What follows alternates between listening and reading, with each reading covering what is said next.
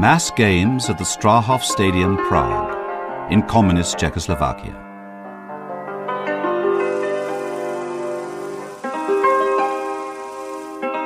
Here, in the heart of Europe, Czechs and Slovaks were part of an experiment to change the world.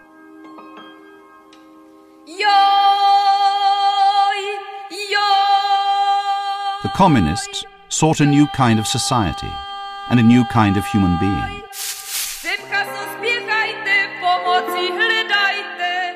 They sought to erase the past and reprogram the nation's memory. Popular attempts to reform the system were brutally crushed in an invasion by Warsaw Pact allies. Czechoslovakia became known as the Kingdom of Forgetting. Yet dissent persisted, especially among artists and intellectuals.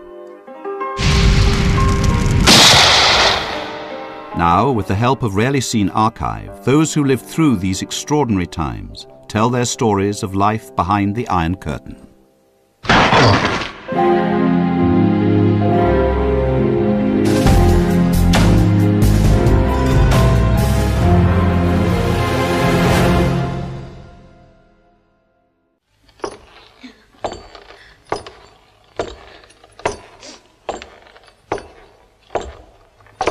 This is one of the most popular films of all time from communist Czechoslovakia, a musical parody of the American West and American big business.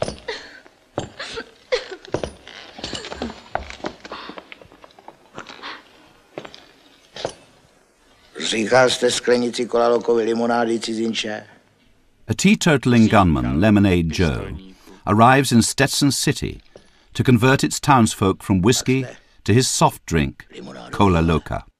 A glass of Cola Loca, I was supposed to say in a tenor's voice. Mój Bože, ta se loka. We couldn't say the name Coca-Cola in the movie because the company would probably object. So we used an anagram, Cola Loca.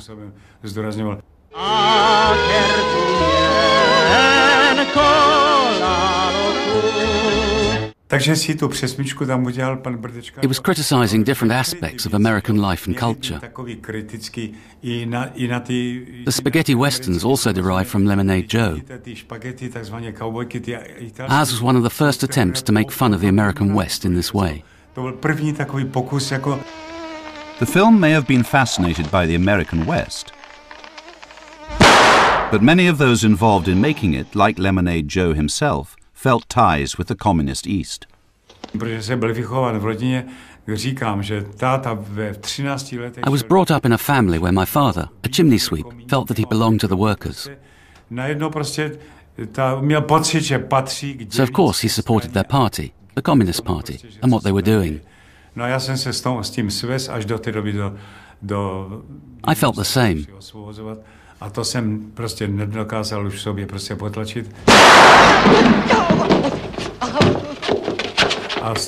became a member of the Communist Party too. A Communist Party rally in Prague in 1948. With 2 million members, it was the largest communist party in Eastern Europe outside the Soviet Union at the time. It was also the largest party in parliament. But the communists did not command a majority there. So in February 1948, they seized power. I can vividly remember being on campus at my public school in 1948.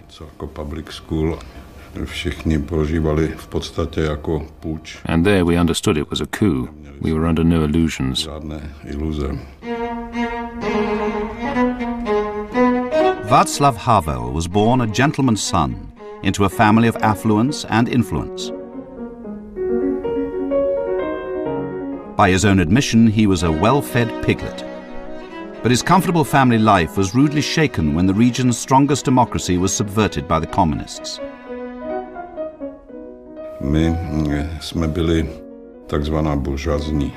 We were a so-called bourgeois family, which meant that immediately after the communists took over, the class struggle started against us. My father owned a restaurant business. The day the communists seized power, I can remember my mother went there to get some meat for us, and she was told she couldn't get it just like that, and that our business was nationalized.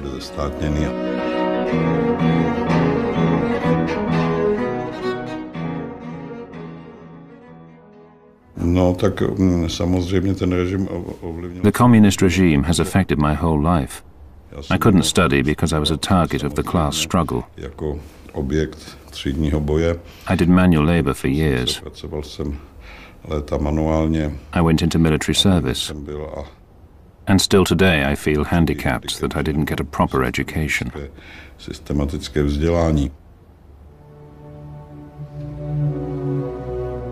By 1950, Czechoslovakia was in the grip of a Stalinist terror.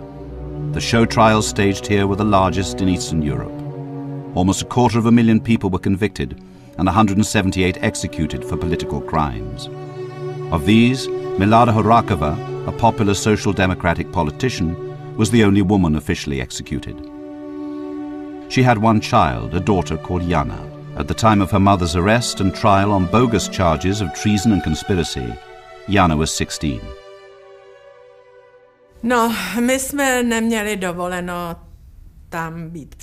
We were not allowed to be present in court. Definitely not.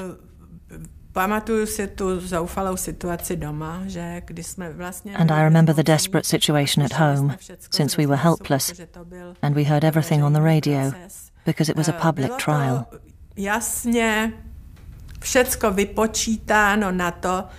It was all calculated to create in the nation a sense of terror and fear. Terror and fear. Each trial literally had a script which the accused had to follow. After torture, they admitted to their guilt and agreed that their execution was a just punishment. But Milada Horakova refused to play her role.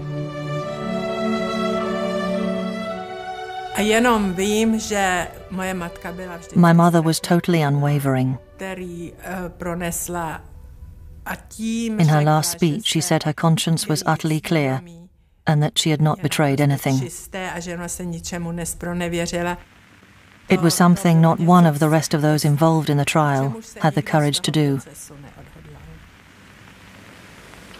Své činy jsem dělala vědomě a chci nést také plnou a veškerou odpovědnost za ně a odevzdaně přijmu trest, který bude pro mě nalezen.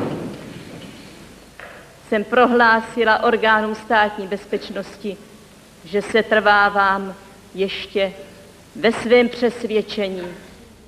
This photo shows the manufactured evidence of her anti-state activity. Incredibly, many Czechs believed the trials were genuine and accepted the verdicts. These photos are of public meetings secretly manipulated by the communists, demanding just and severe punishments of these subversive criminals.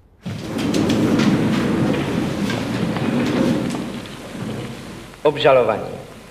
Doktorka Milada Horáková, rozená Králová, narozená 25. prosince 1901, úřednice a bývalá poslankyně posledně bytem a vešli s cizí mocí a s cizími činiteli ve styk jednak přímý, jednak nepřímý, přičemž doktorka Milada Horáková k trestu smrti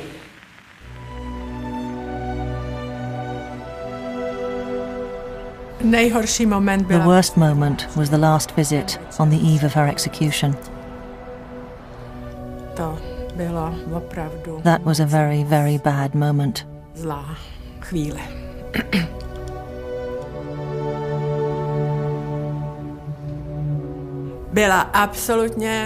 She was absolutely calm, composed. We were not allowed even to kiss each other. There were armed guards standing around us, and she did not stop speaking.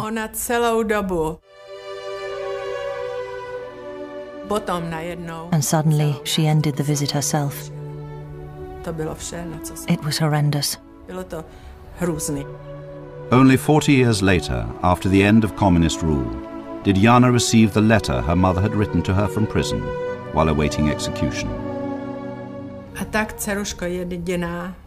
My only daughter, my girl Jana, the embodiment of my hopes. Live, grasp life with both your hands, to your last breath. I shall pray for your happiness, my dear child. I kiss your hair, eyes, mouth. I caress you and hold you in my arms.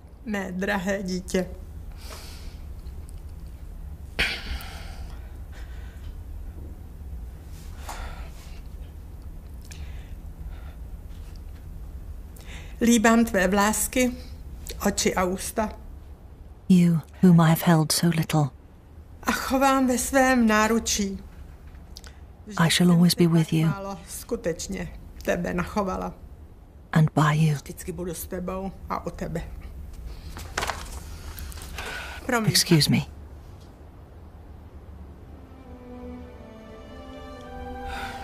Já ten dopis dost často nemůžu. I can't read that letter very often. It still gives me problems even over half a century later. Promiňte.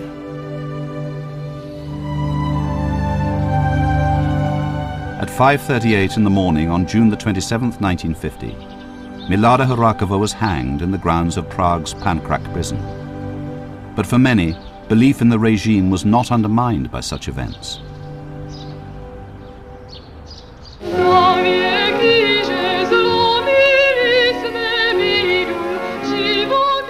Two years later, this feature film, part documentary, part drama, was released.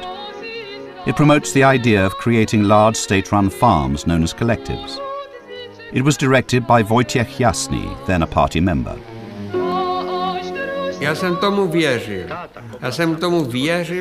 I believed in communism then.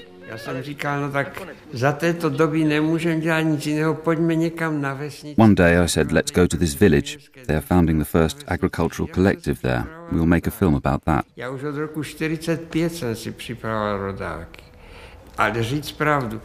We filmed among farmers in Wiennici. They were poor and happy that the cooperative was there. Maria Košnerová was a member of the newly formed collective who appeared in the film.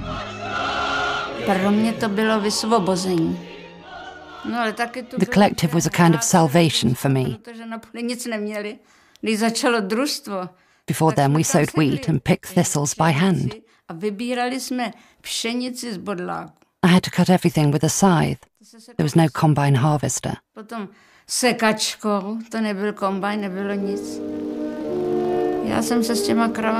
I had had enough of hard work raising cattle. But when the collective started, everybody was better off. Everybody. We would take milk from work, plus everyone had a cow at home. When I went to the fields, the women used to say, "Ah, there is our sunshine," because I liked to smile. Back then, a worker had his say. Today, nothing is done for the workers. Tell me what they do for them. Nothing. I had no idea what was going on in politics. But I was a member of the Communist Party. I have to tell you, I didn't understand it much.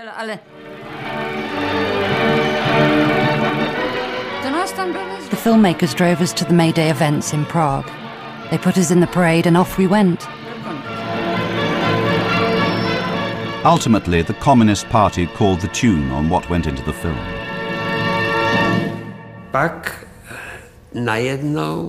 Suddenly, the party called me. I was told that in the film I had to feature Soviet collective farms. Stalin, kulaks, rich farmers. And I couldn't make it unless I did all that. Nebude u nás socialismu bez přechodu vesnice socialismu.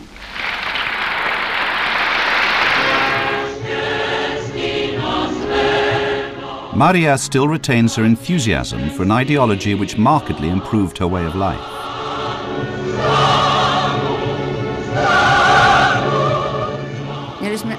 We sat on the decorated floats after the harvest and they were filming us.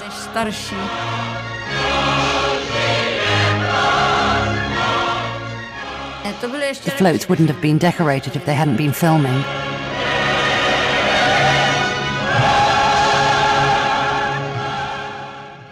I miss everything. We had such a good collective. We were such a great team.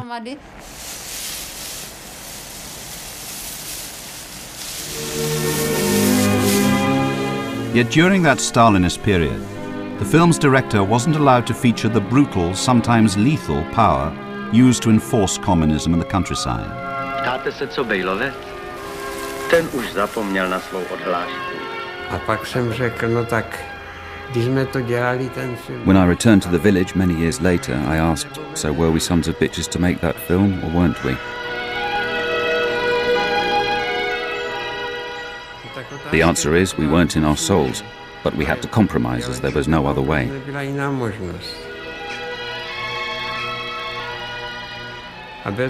I was a party member and didn't want to get into trouble.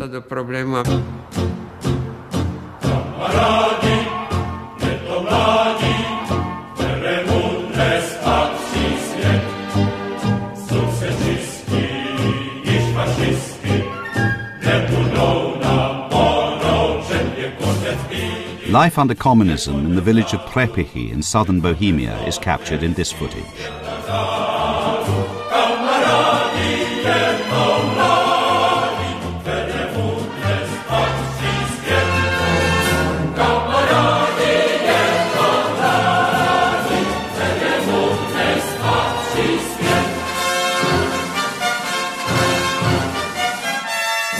It is part of a 30-year film chronicle of the village, shot by this local baker and his friends.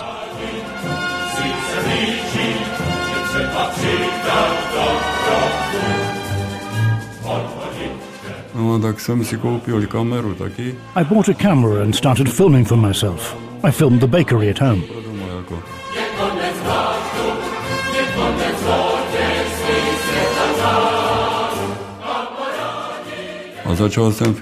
And then I started filming for the whole village, so that others would get enjoyment out of my films.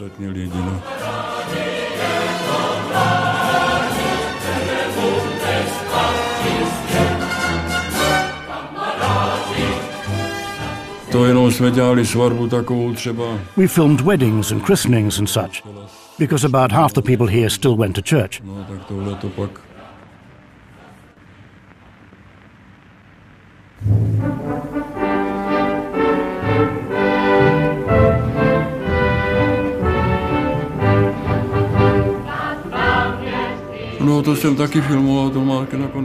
I filmed May Day as well.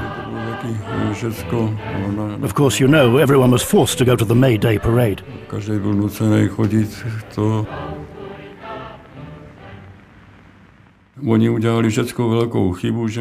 The communists made a big mistake in taking the land from the people by force.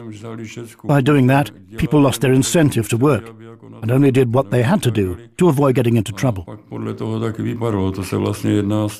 And you could see that when we were filming. They didn't like doing it.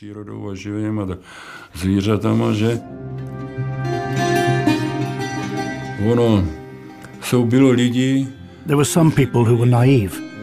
They really saw a better life for the worker under communism. Half the population here were workers, and they were disappointed that it turned out differently.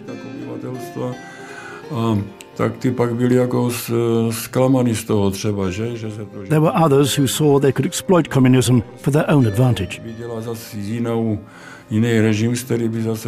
They quickly jumped on the bandwagon.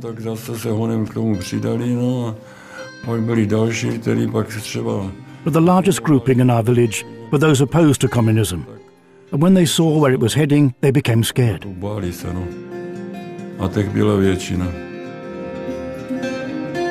There was so much hypocrisy. People said one thing at home and another in public.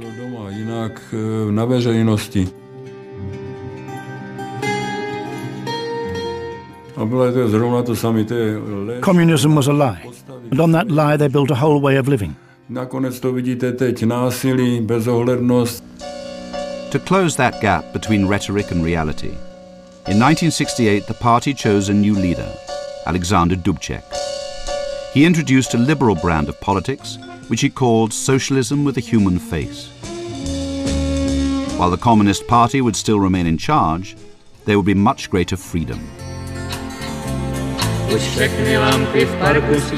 Censorship was abolished, people could travel abroad, and elements of the market economy were introduced. The reforms made during a period known as the Prague Spring were hugely popular inside Czechoslovakia.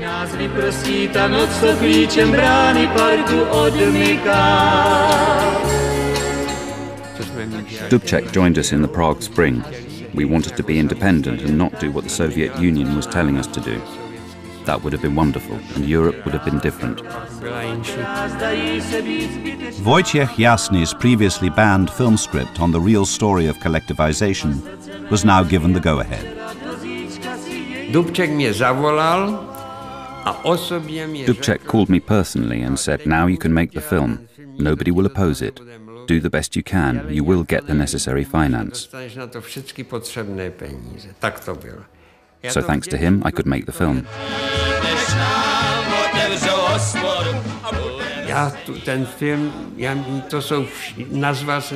I called the film All My Good Countrymen, and I meant all of them, on the left and right. I dared to be myself and tell the whole truth. What I wanted to show in the film was how the harmony in the countryside was disturbed. I'm not against collectives, but here it was done violently.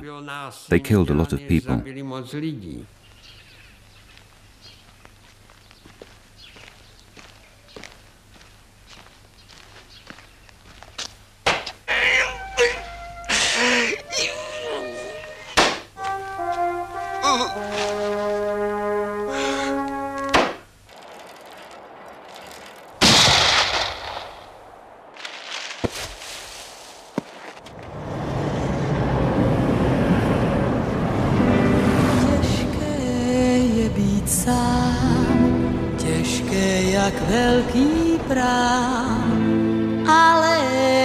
To zná, jenom duše příbuzná s nebývalou ochotou.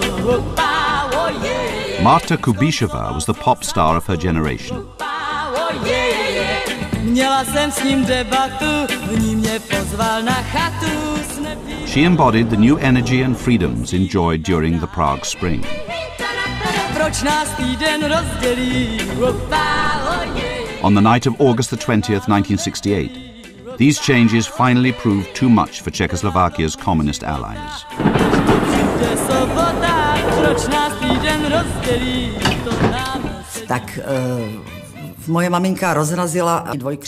My mother flung open the doors to my room at about 3 o'clock in the morning. My 2 poodles came running through the door and threw themselves straight at my face, as they usually did, and my mother said, "Marta, we've been invaded."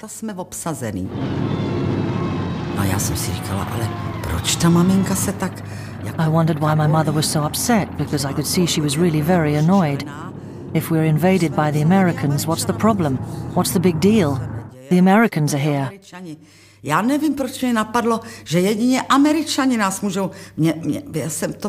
I don't know why it occurred to me that only the Americans could occupy our country. That thinking was instilled by communist education.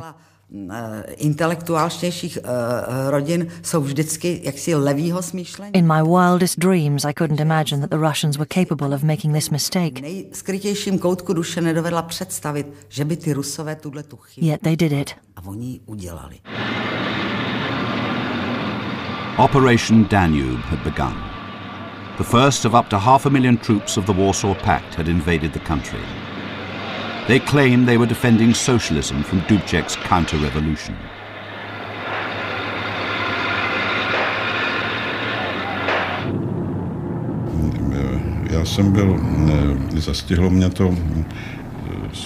I was with my wife and friends in Liberec in the north of the country.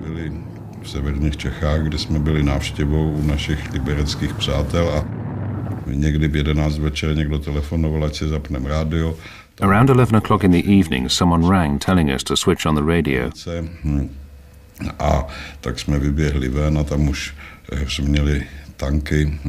They were announcing that the Warsaw Pact armies were crossing the borders. We ran out and we could hear the tanks in the streets at once. And we joined the resistance protesting against the occupation.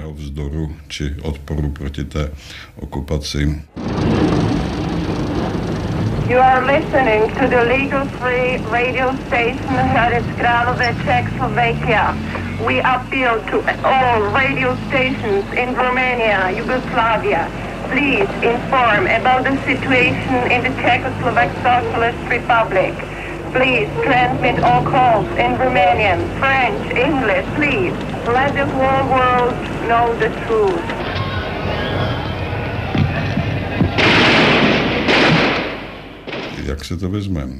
The worst thing in Liberec was that people were killed.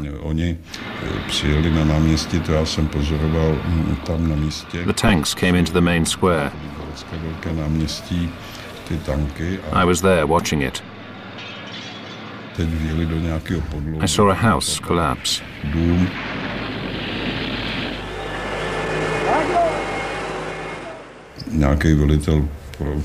Then a commander from one of the tanks started to shoot all around, and there were more killed. During the occupation, Marta Kubisheva secretly records the song which becomes the anthem for opposition to the invasion, A Prayer for Marta. Ať mír dál zůstává s touto krajinou. Zloba, závist, zášť, strach a svár, ty ať pominou, ať už pominou. Teď, když tvá ztracená vláda věcí tvých zpět se k tobě navrátí, lidé navrátí. Z oblohy mrak zvolna odplouvá. Ta televize se stěhovala podle toho, jak bylo potřeba. The TV broadcasting studio kept moving to avoid the Russians. Na Novodvorský to byl nějaký ústav. We recorded the song in some kind of research institute to which we were led clandestinely through holes in the fence. Takhle, aby se nevědělo, že tam jsme. Nespálil jak květy mráz, jak mráz.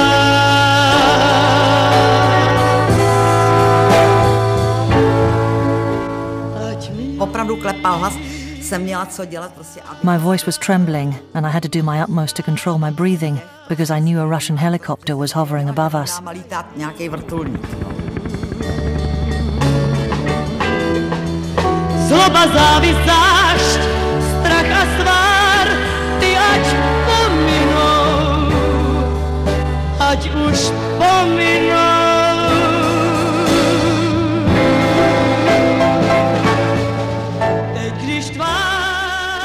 Pak si pamatuju, že jsme odtud jeli.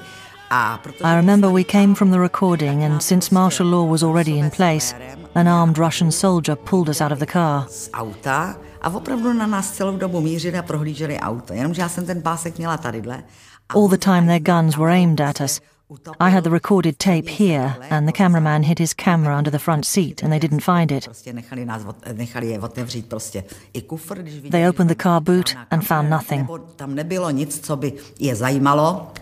A co by, tak nás teda zase kvérem prostě nechal. It lasted only a short time, but as I looked down on Prague, I thought, pity Prague is so beautiful, because in a moment I shall be shot dead by some unknown dimwit with a Kalashnikov. Kalashnikovem, no.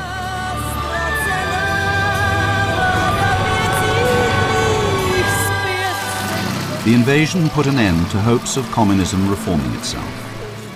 In all, about 100 people died, and about 400 had serious injuries.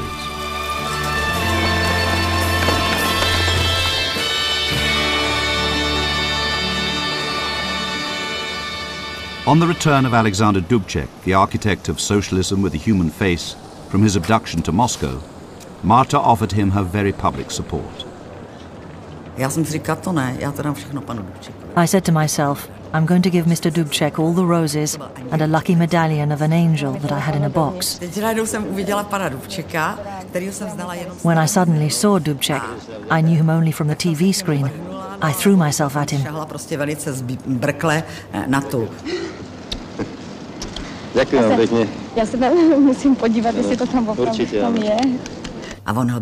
He wore the angel on his wrist the following day. And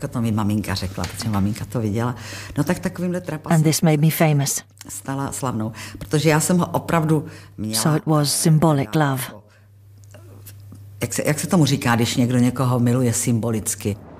For her support for Dubček, Marta's voice was silenced for 19 years, and she was forced to take a series of menial jobs. The process of reversing the reforms and removing the reformers, including Dubček, was called normalization. I was banned from singing in January 1970. The new regime kept saying that all they were asking me to do was to express my support for the normalization process. But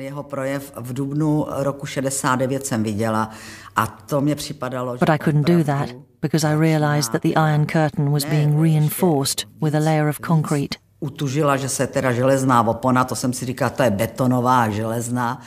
knew the skies over Czechoslovakia had darkened.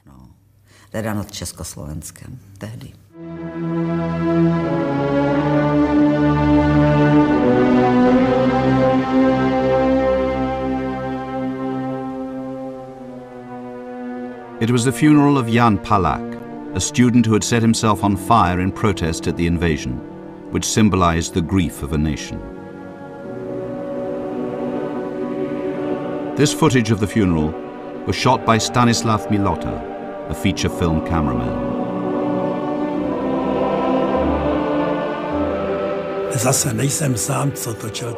I filmed all of Palach's funeral from the start until they put him in the grave. It was an incredible experience being with the people. Suddenly I felt proud to live among them. It was a once-in-a-lifetime feeling.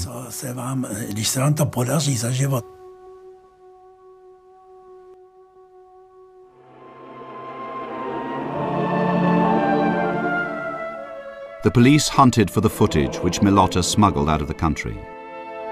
But with hardline communists back in charge of Czechoslovakia, filming such events did not go unpunished.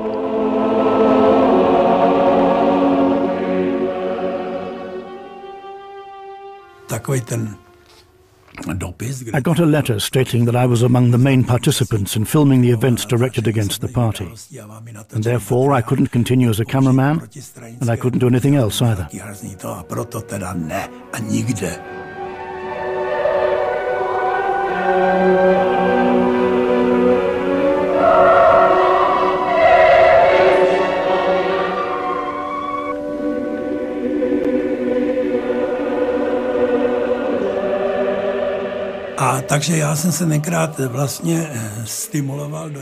When I discovered the world of film, I knew it was the love of my life.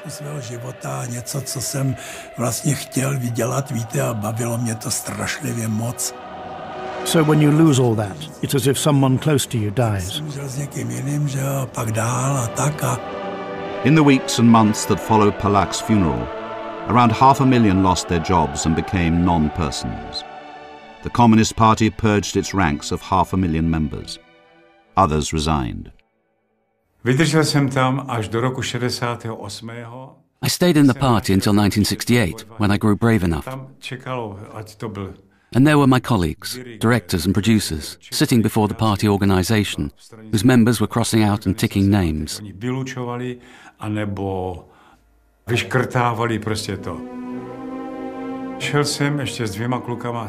I said, enough.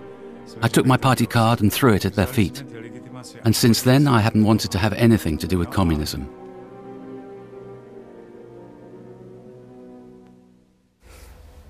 After the Soviet occupation, our bosses wanted to destroy the negative and all copies of All My Good Countrymen.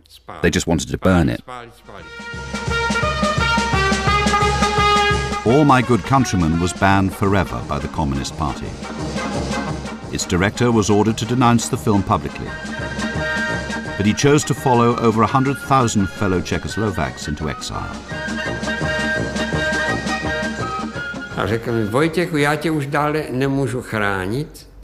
My boss at the film studio said, "Wojciech, I can't protect you anymore. That's out of the question. You will start to collaborate or you will go to prison. You will express support for the Soviet invasion. You will retract everything. You will say, 'All My Good Countrymen' is your worst movie, in the press, on radio and TV." That meant my moral death. You had to leave if you didn't want to die morally, which is worse than dying physically.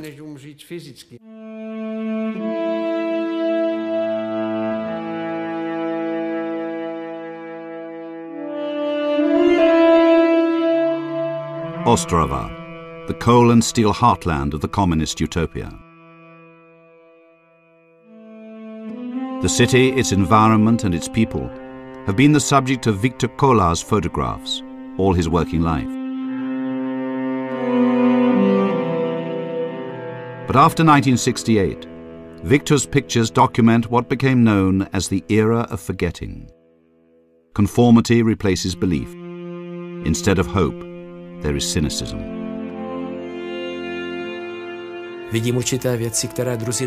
I found that the people were different. The aspect of fear, that grey look, the deadening of people's energies, the stagnation in people's lives. The fact that intelligence was pushed into a corner. I saw all these things. I saw these anonymous people who came there and sat down, ornamental bows on the handrails to cover the rust.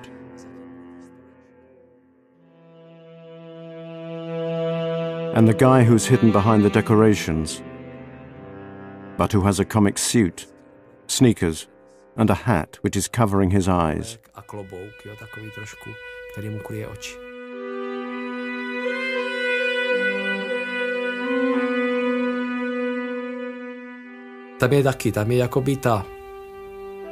In this picture, I captured what I thought was the atmosphere during normalization.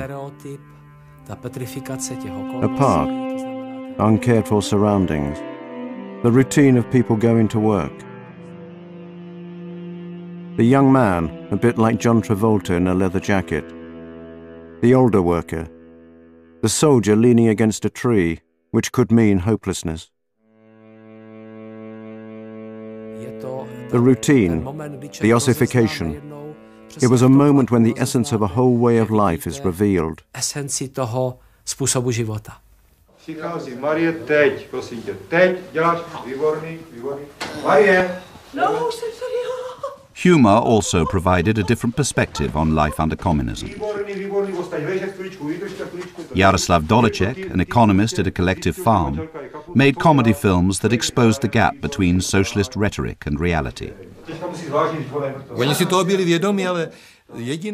I was making fun of them and they realized that.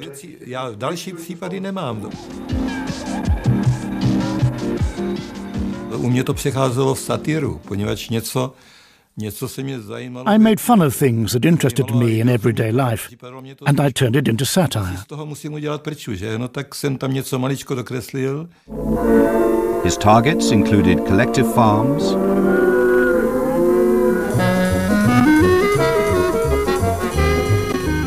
the black economy,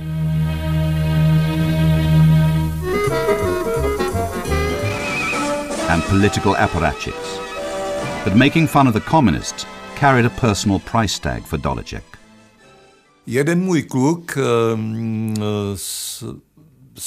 chtěl na školu. One of my sons wanted to study at university, but they refused to accept him.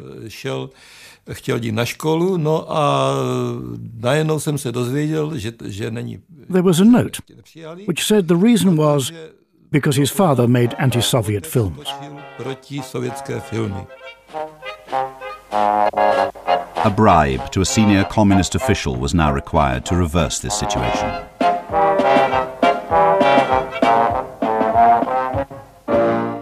Tak jsme se dohodli, já říkám, I came to an agreement with this party boss. Jak to budeme platit?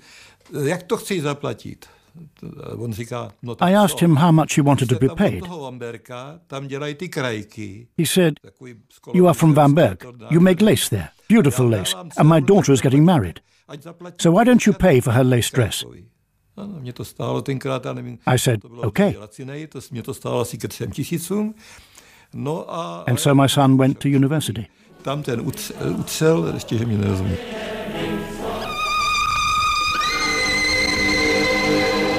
Others weren't so easily able to resolve their differences with the communist authorities. The hit TV series of this era of forgetting was a communist cop show called Major Zeman, produced under the auspices of the Ministry of the Interior. This episode about terrorist musicians was inspired by a rock group who were to change Czech history, the Plastic People of the Universe.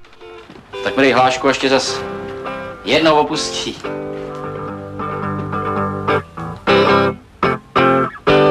Ruce vzhůru! A obrať to! Do Míchova!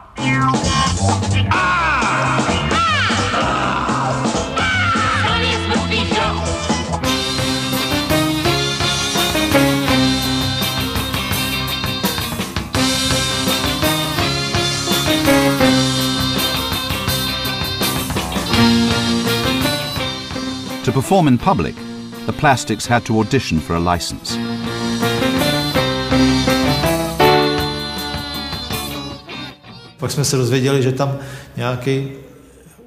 One of the officials said, cut their hair, send them down the mines, or send them to jail.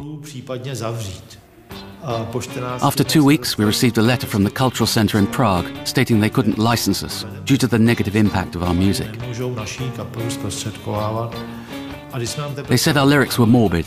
In fact, I think they were just looking for an excuse.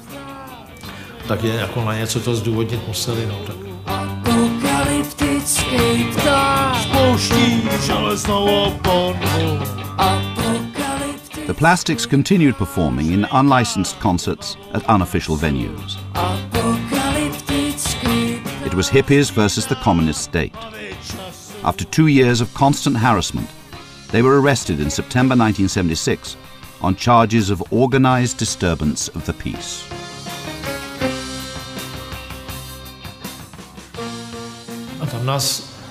They took us to a grave-like basement. It was very depressing.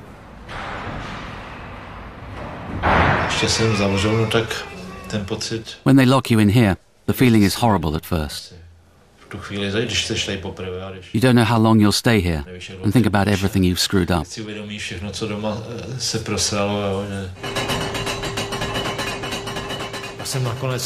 I was released after 5 months without a trial. Only those in the band who had gone to university were given a jail sentence.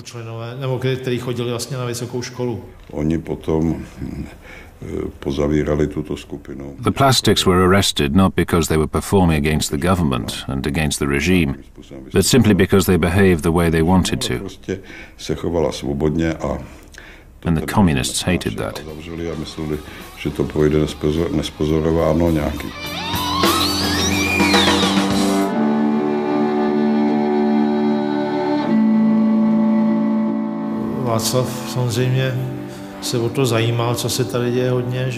Václav was very interested in what was going on with us. When we were in jail, he collected signatures for a petition, even from abroad.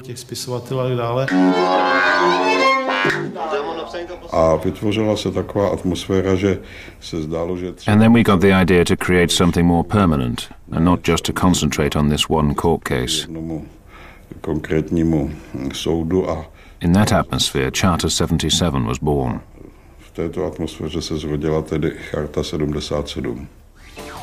On January the 1st, 1977, a Charter for Human Rights in Czechoslovakia was published and a dissident movement founded. Sure, Plastic People contributed to the foundation of the Charter.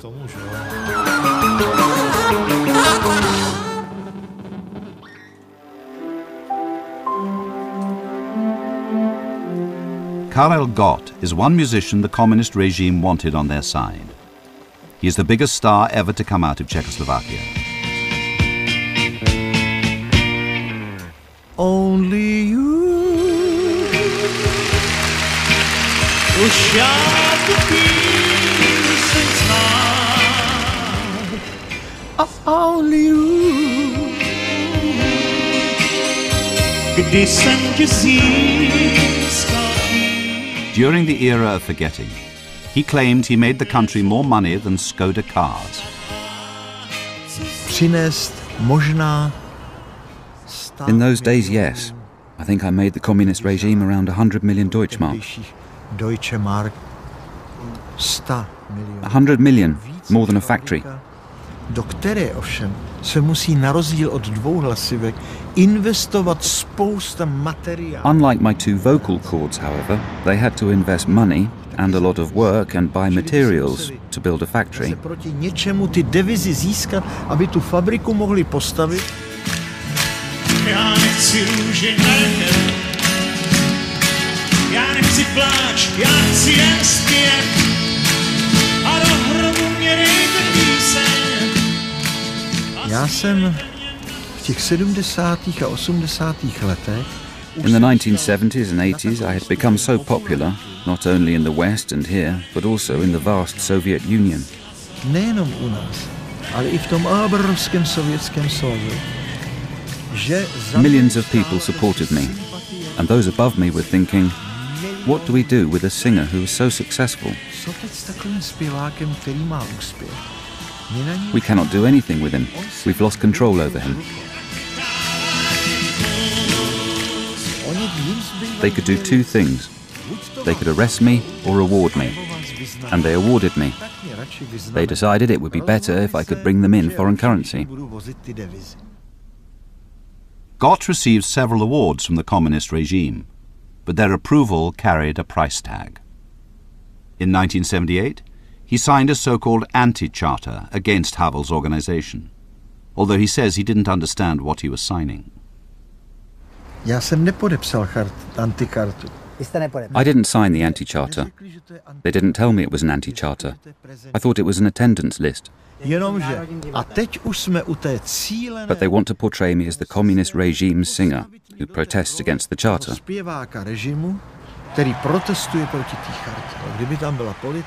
If I had brought my politics into my performances, I would have had to express clearly which side I was on. And if I had stood against the system, I would have been finished as a singer. Naturally, I don't have to prove I'm doing well all the time. You can see I'm doing well. To have this terrace overlooking Prague, this is proof that I have been successful.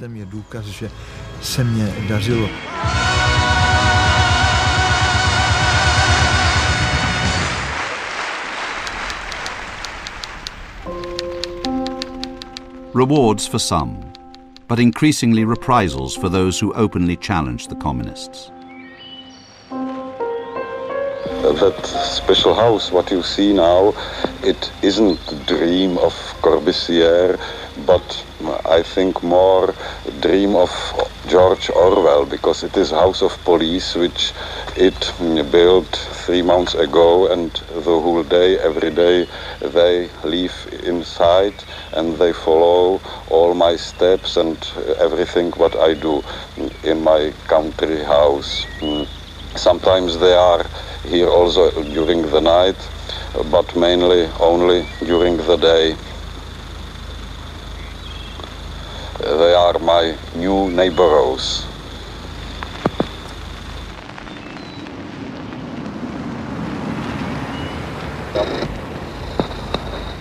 I'm sorry for that short interruption, but police car drive around our house, and we are a little bit afraid that they see us. A byli kolem domu a jednou sem, a to bylo právě, myslím. The police were all around my house, and there was a policeman in uniform who kept following me all the time and was always a meter behind me. And once I decided to walk the dog round and round the garden, and he was following me, of course, round and round too. And a friend of mine filmed that for the BBC. Zkrátka a dobře, měl jsem takzvanou ostrahu, že což byl odkrytý. They weren't spying on me secretly. It was quite blatant, the surveillance and restriction of my freedom of movement. Hlídání člověka, omezování jeho svobody pohybu a podobně. Sometimes I really couldn't leave the house. I couldn't even go shopping for groceries. Ani na nákup jsem nesměl, potraviny mi házeli přátelé oknem, že dnes, když to... Today that might seem funny, but back then it wasn't pleasant at all. Nebylo to příjemné. Later that year, Havel was sentenced to 4 years imprisonment for sedition. As this Doliček film illustrates, repression and surveillance became a way of life for some.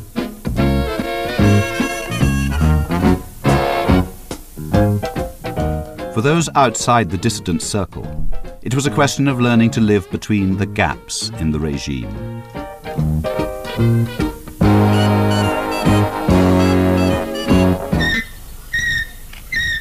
At work, cynicism and decline characterized communism's final 2 decades in Czechoslovakia.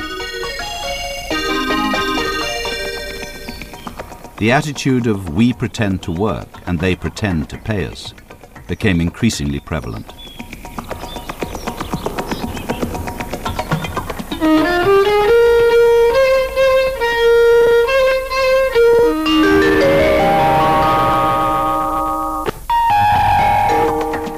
Although some workers remained ideologically committed.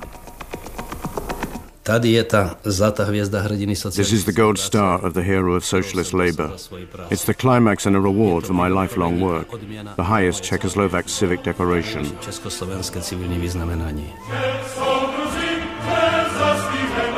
It was presented by Konrad Husák, our president.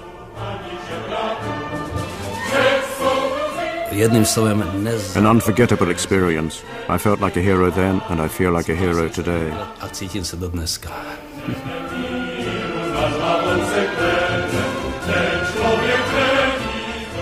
As a star worker in the coal mining industry, Rudolf Vasilcho enjoyed a good, well-paid life under communism. At that time, the only place to make money was in mining. It was 3, 4, even 5 times more than the normal salary of a factory worker.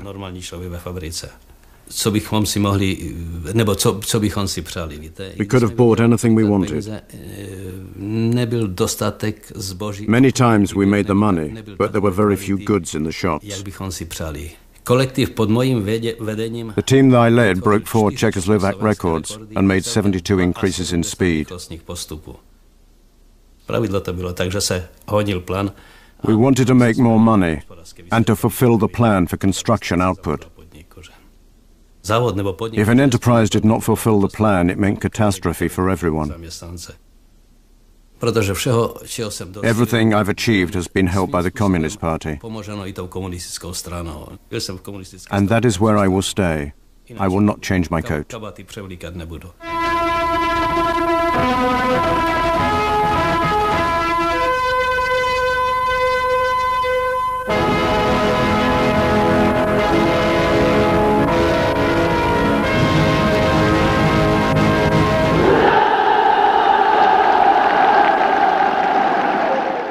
Prague's enormous Strahov Stadium.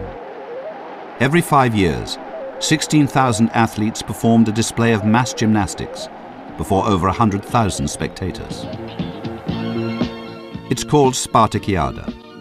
Such displays demonstrate a communist reshaping of history, as a national tradition is adapted for political ends.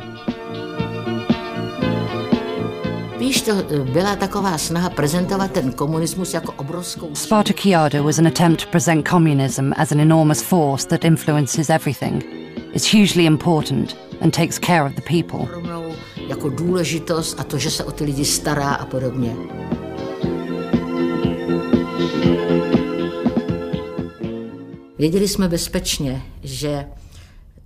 We knew for certain that the communists were abusing our games. They were abusing us, the work of ordinary people, in order to boast of the achievements of a socialist physical education. But I'll say it in a slightly vulgar way. We gymnasts didn't give a damn. The gymnasts wanted to be there and wanted to perform.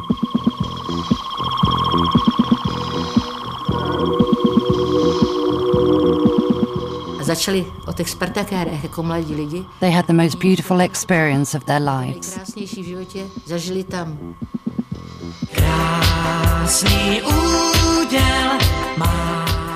Jarina Žitna's most famous piece of gymnastic choreography, The Buds, became a national sensation and hit polka disco number. The costumes, the weather, the girls, the Buds performance came off perfectly in all respects. It always fills you with joy. I was on the captain's bridge directing things, counting 3, 4, 1, 2, 3, 4. And the sense of fraternity was terrific.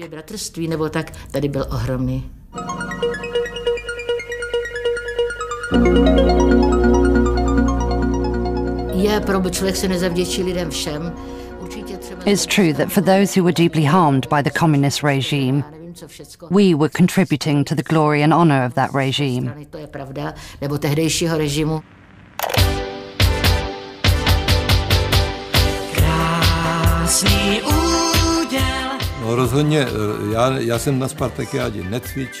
I never took part in a Spartakiada. I never went to one.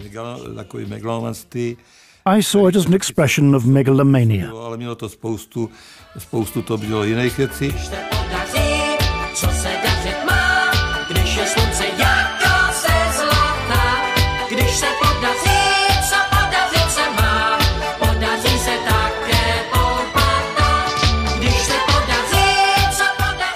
But there were to be no more Spartakiadas to satirize. In November 1989, the Czechoslovak people, following the collapse of the Berlin Wall, took to the streets. It was people power against the communist regime, and the people won. During this bloodless velvet revolution, the forgotten voices could be heard. After almost 20 years of enforced silence, Marta Kubisheva sang in public again. They pushed me out onto a balcony saying, "Just a little prayer we need here, Marta." I thought, geez, now what do I do? I forgot the words completely, but when I looked down and saw all those people, I thought, no singer ever had this kind of comeback. That was the moment when people started to cry.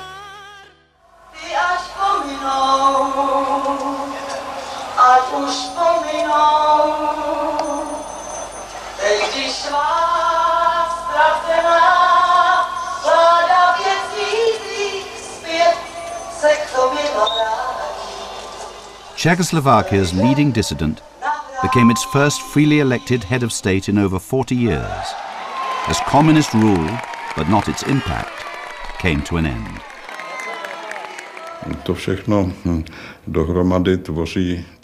A climate of moral devastation was created, which we will be dealing with for a long time to come. 2 new generations will have to grow up before the footprints of communism are washed away.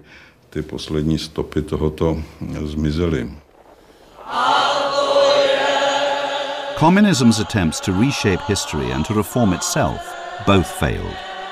At the end, the people rejected every face of socialism. Yet the legacy of 40 years of communism persists, and memories are still fresh in the kingdom of forgetting. Next time, the lost world of communist Romania, where Nicolae and Elena Ceausescu created socialism in one family before meeting their end in front of a firing squad.